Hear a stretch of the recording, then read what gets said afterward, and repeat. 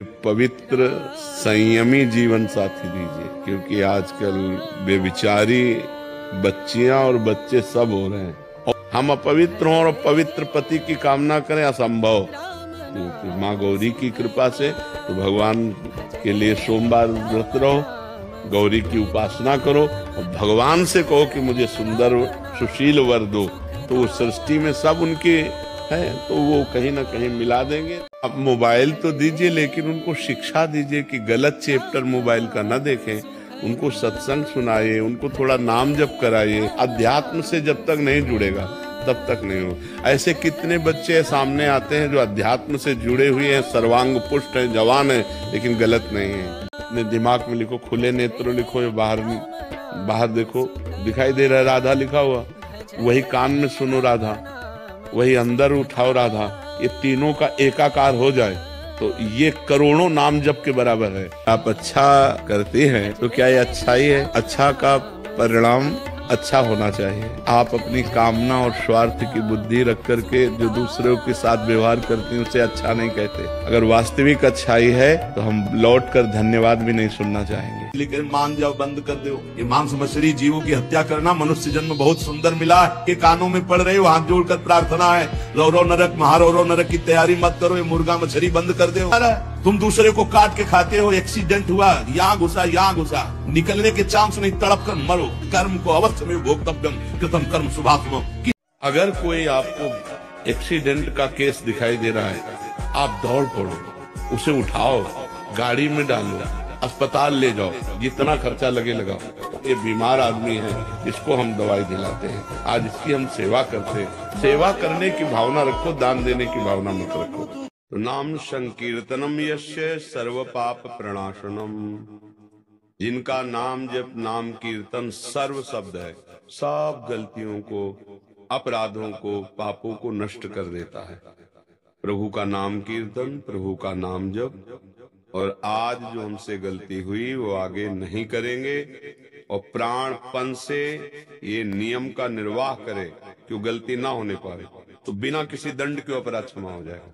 रुपया इसलिए अच्छा लगता है कि विषय सामग्री मिलती, विषय सामग्री इसलिए लगती कि शरीर हष्ट पुष्ट, कपड़ा लत्ता, गाड़ी घोड़ा, लेकिन सबका उद्देश्य क्या है? काम सुख अंदर से देख लो। हर प्रश्न का उत्तर सबके लिए है, किसी एक के लिए नहीं। एक प्रश्न करता है लेकिन लाखों को उत्तर जाता है और लाखों का कल्याण हो सकता है। तो लाखों मंगल में भगवान के मार्ग में चल सकते, ऐसा हर सत्संगी को लगना चाहिए। वृंदावन धाम की जय, श्री सत्य भगवान की जय। हम जो साधन करते हैं ये मतलब मर्यादा है कि अपने भजन को, अपने खजाने को, अपने प्रेम को, इनको छुपा के रखना चाहिए। अगर छुपाओगे नहीं तो वो क्षीण हो जाएगा। अपने इष्ट प्रेम को छुपाना चाहिए। जितना ज्ञान विज्ञान अनुभव छुपाओगे उतना ही बढ़ेगा, और जितना प्रकाशित कर दोगे उतना क्षीण हो जाएगा। ये तो हमारा अनुभव है। भगवान है पर दिखते क्यों नहीं, ये तो सबकी बात है ना। तो जब तक हमारे नेत्रों में प्रेम नेत्र नहीं आएंगे तब तक हम भगवान को नहीं देख सकते।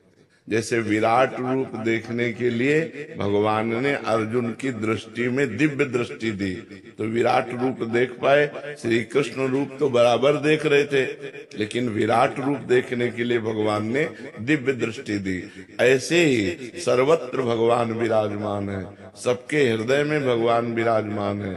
जब तक हमारे हृदय में प्रेम नहीं होगा तब तक हम नहीं देख पाएंगे। भगवान शिव की उपासना में फर्क पड़ जाएगा यदि सोमवार को आप क्षौर कर्म करते हैं। मंगल हमारे प्रतिकूल हो जाएगा यदि हम करेंगे। बुध हमारे अनुकूल हो जाएगा यदि हम करेंगे। शुक्र हमारे अनुकूल हो जाएगा। ब्रह्म ऋषियों ने निकाला कि बुधवार और शुक्रवार को हम क्षौर कर्म करें, केवल बुधवार शुक्रवार। हफ्ते जो अधर्म है वो कांटों का मार्ग है, पर अधर्म का मार्ग फूलों जैसा दिखाई देता है और धर्म का मार्ग कांटों जैसा दिखाई देता है, बड़ा कठिन दिखाई देता है। लेकिन जब चल पड़ोगे तो धर्मो रक्षते रक्षिता, धर्म तुम्हारी रक्षा करेगा और तुम्हें बलवान बनाएगा। कि सत्य और धर्म की राह पर चलना मानो कांटों पे चलना है, और कांटों पे चलना है, पर दिखाई देता है। जब चल पड़ोगे तो ये फूलों का राह है।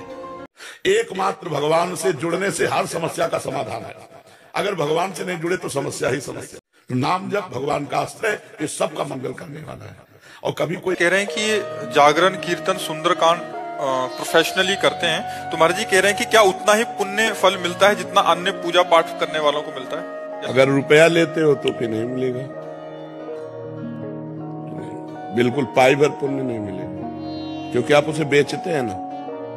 खुली बात समझिए, हम आपसे कह रहे हैं कि हम 1 घंटे सुंदरकांड का पाठ करेंगे, आप 100 रुपया दे, 100 रुपया में हमने बेच दिया।